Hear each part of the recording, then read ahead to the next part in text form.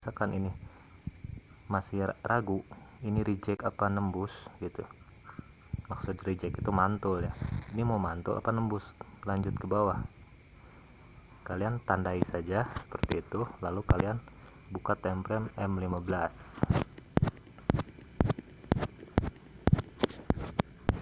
Nah, perhatikan saat tadi di H1 reject mid BB, otomatis di time frame M15 nya itu dia berada di reject di M50 kan.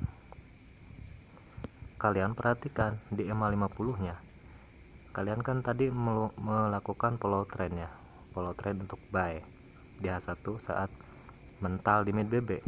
Nah, saat lihat di M15, jika posisinya harga itu masih berada di bawah M50, maka ini kan masih downtrend. Jadi kalian cuma mencari keselarasan. Di H1 kan uptrend, otomatis M15 nya juga menunggu saat udah valid uptrend. Dimana saat harga udah valid uptrend, otomatis kan harga itu sudah berada di atas M50. Nah, sebelum ini nembus M50, kalian jangan OP di sini. Resikonya masih ada. Jadi peluangnya masih 50-50. Oke. Jadi tunggu harga menembus M50. Entah itu membentuk CSAK macam ini, menembus mid BB, entah itu lebih bagusnya saat udah membuat momentum keluar dari BB atas.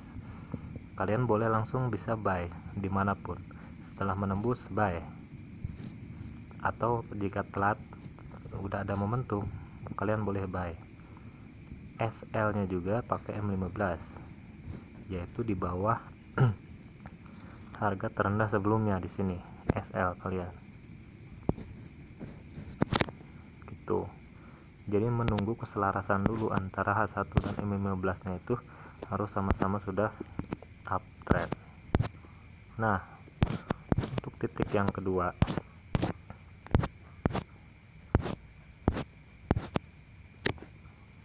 untuk zona-zona yang mantul di area M50, kita lihat harga yang tadi.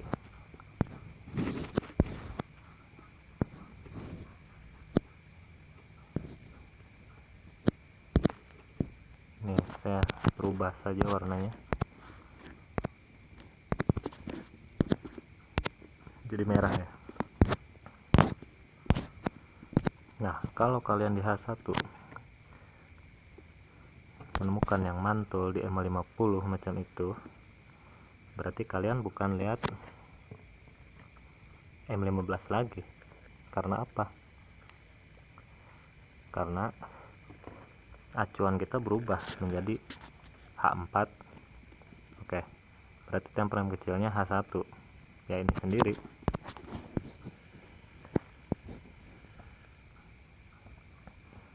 Dan kapan buy-nya? Nah, di sini. Buy-nya sama kayak M15 tadi. Jadi bila ada harga yang melebihi M50, nah macam ini nih, ini lebih nih. Kalian tunggulah sampai menembus balik. Nah, macam ini. Baru di sini kalian nanti boleh buy. Tapi kita bicara yang ini kan. Jika harga mantul di sini, nah ini udah jelas reject ya. Jadi nggak nembus M50. Dan setelah candle H1 ini sudah mulai running naik nih, misalkan masih setengah body, kalian langsung bisa buy. Kenapa bisa valid naik nyampe TP1 ke BB atas? Ya, karena kalian lihat di H4,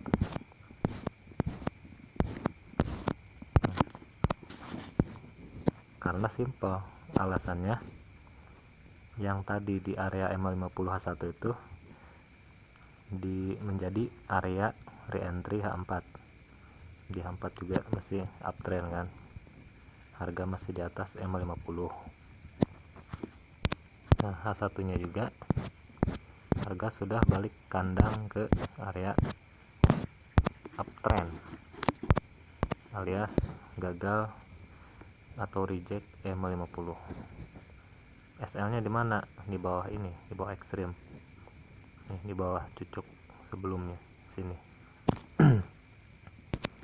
Oke, Oke, biasanya pantulan di M50 itu kalau acuan H4 kalian bisa hold minimal 4 jam karena kita mengejar candle H4 kan. Kalau acuan H4 kalian ceklah 4 jam sekali saat kalian OP. Kalau acuannya H1 ya sejam sekali lah cek, entah itu mau di close entah itu mau SL plus, yang penting kalian nanti aman. Oke, nah itu fungsinya mencari kunci. Nah, bila mana setelah misalkan di sini kalian TP nih, ambil TP, lalu ada harga ngebreak M50 seperti ini. Kenapa sih bisa nembus dan kenapa bisa mantul di sini? Kalian pasti udah bisa menebak. Karena jika M50 ini masih terbreak ya, berarti ini dia mengejar re-entry daily. Oke. Jadi time frame itu di perjalanan harga itu dia itu saling keterkaitan. Bila mana dia gagal di re-entry H1, maka dia mengejar re-entry H4. Jika di area re-entry H4 juga masih nembus, berarti dia mengejar re-entry daily gitu. Nah, saya sampelkan di H4. Nah,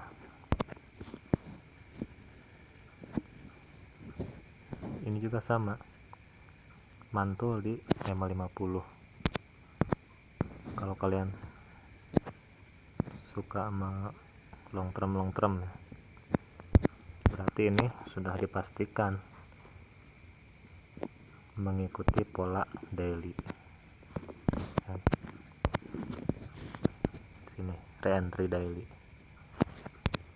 Jadi jika bila mana M50 ini sebagai kuncinya ya, jadi bila mana dia terbreak, ibaratnya jadi terbreak, maka dia akan mengejar re-entry berikutnya. Nah, ini kan berhasil nih, berhasil reject di sini, berarti ini masuknya re-entry daily. Bila mana masih terbreak juga, bablas, kalian menunggu penembusan balik ini gagal, enggak misalkan ceritanya enggak kayak gini, terbreak juga, maka dia nanti mengejar re-entry weekly otomatis. Jadi hati-hati saat menggunakan time frame. Jadi jangan disamakan time frame satu dengan time frame lainnya, karena satu time frame ini mewakili semuanya gitu. Dan yang lebih mudah saya sampelkan di H1 ya, karena H1 juga bisa untuk acuan H1 dan M15, bisa juga untuk acuan H4 dan H1, bisa juga untuk acuan daily dan H4 gitu.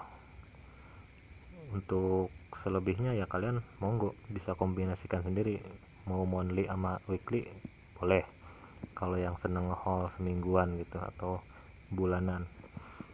Kalau buat intraday ya kuncinya di H1. Oke, selamat mencoba dan belajar terus.